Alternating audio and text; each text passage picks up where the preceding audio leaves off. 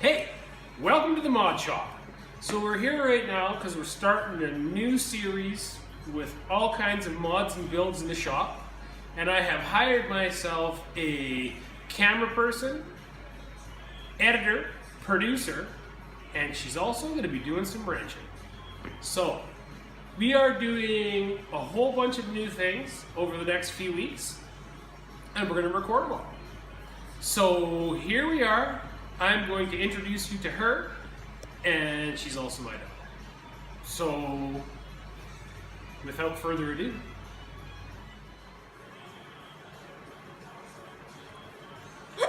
introduce yourself. I'm Kyla. I'm gonna be his camera person, producer, editor, and I'm also his daughter. We're gonna have some fun building stuff. Yes. Comment down below what you want to see us do next or something. Something. That would be pretty good.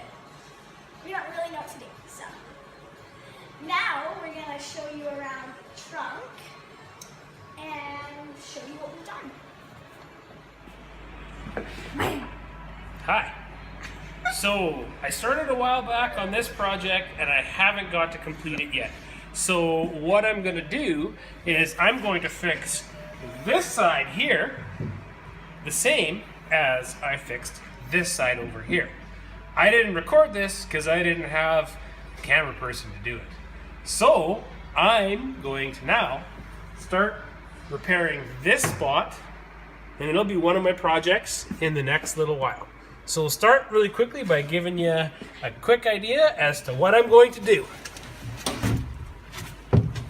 I am going to cut here, down, in here,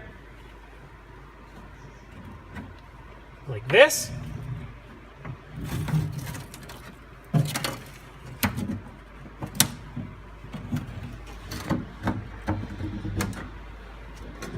Can't really see, seriously. and across that, and that's approximately what I'm going to cut out. And I'm going to weld myself in some new metal. So that's going to be a project that's going to come up here in the next little bit. Okay, so before anybody comments on this whole situation, we all would have to go back to the very beginning of this build, and keeping in mind that this is a budget build. I'm not replacing a complete trunk floor. I'm not doing anything like that. I am just doing basic rust repairs. This isn't a show car. This is just something for me to go out, bomb around, have some fun, and lay a little bit of rubber on the ground. That's all I want to do. So I don't like holes, and so, like I said, this is not a restoration. This is just a basic cruiser car just for fun. I'm not into it for a lot of money, and I don't intend on taking it to any car shows to win. So that's what I'm going to replace, and as you can see by the yellow crayon, that's where I'm going to cut.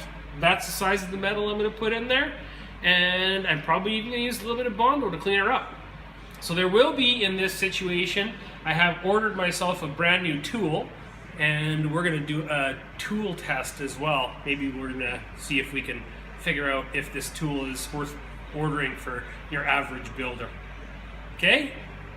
Talk to you in a minute when we're going to come back with This is another project that I want to complete this year before I put it on the road.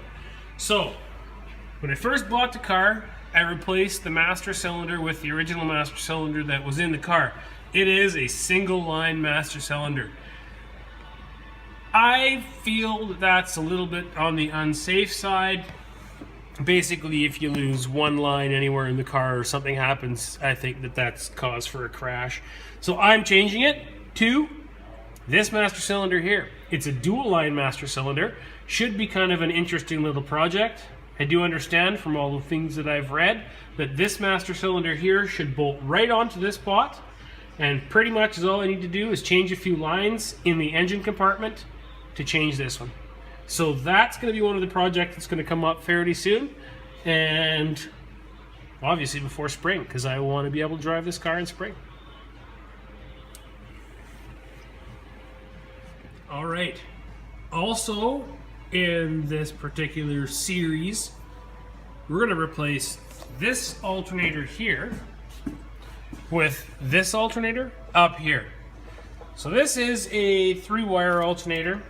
I have no idea if anything works when it comes to this one. I know it overcharges 17 plus volts.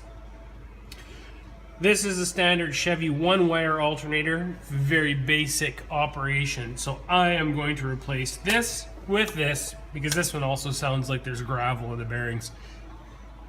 So that's going to be a pretty easy project, I believe. Yep. But it's still going to be one of the projects that we're going to tackle in the grand scheme of all this. I already own this. I already have that master cylinder, and I got all the steel for that trunk. Why not get her done before spring? All right. All right. So this is going to be something else we're going to work on over the course of this season, this winter. We've got racing tractors for not just myself in the middle, but for both of my daughters. So this is my youngest daughter's. This is a pretty sweet little tractor. It has a pretty small motor in it, but she's pretty small, and I think that, honestly, I don't need her to win races. I just need her to get out there and compete and have a good time doing it. So I think this is going to be a good tractor to start with, and we can always upgrade the motor later. It's got small wheels. It's a fairly strong tractor. It's going to be easy to do a little bit of work on with the pulleys, to change the pulleys back here, to make it go a little bit faster. Tires are in great shape. It's fairly low to the ground. And I think that what we'll do over here is we'll just drop this axle up tighter into the chassis to drop the front end down nice and tight to the ground. And we'll do a little strengthening here. So obviously, as you can tell, it's pretty wobbly. I am thinking on racing this one here. I think it would be kind of funky to race a rear engine tractor. I haven't seen a lot of rear engine racers. Only one. 3D Machines, I think is the guy's name. He races a rear engine one. I'm thinking I'm going to build this one here. Kind of a neat little tractor. It's got a really good transmission in it. It's got that Peerless, I can't remember what the model is on it, but it's got a good transmission. Should be good to run.